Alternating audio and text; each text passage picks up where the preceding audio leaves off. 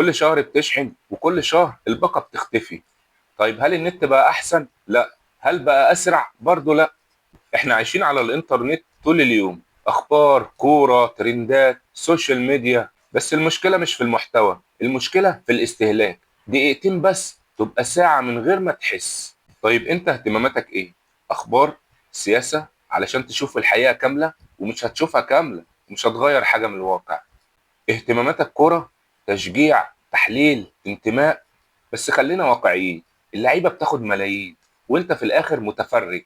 وسامحني، يوم القيامة مش هتتسأل انت كنت اهلاوي ولا زملكاوي.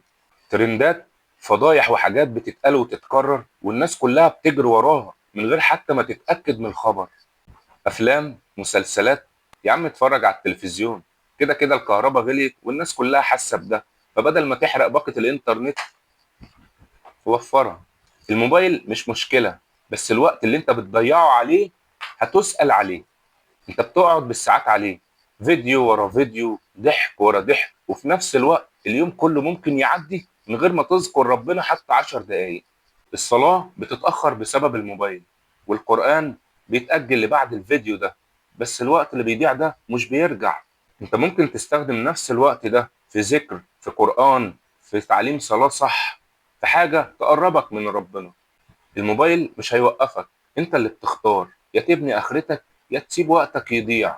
وتعالى اقول لك ازاي هتحافظ على الباقة، وادي دقني لو عرفت تحافظ عليها. اول حاجة يا صاحبي هتقفل التحديث التلقائي. تاني حاجة هتقلل جودة الفيديوهات. تالت حاجة بقى ان انت هتستخدم واي فاي في المقاطع الفيديو وتيك توك بدل ما تستخدم بيانات الهاتف. الموبايل مش مشكلة، الاستخدام مش مشكلة، بس هل انت بتستخدم الانترنت ولا الانترنت اللي بيستخدمك؟ انتهى. سلام.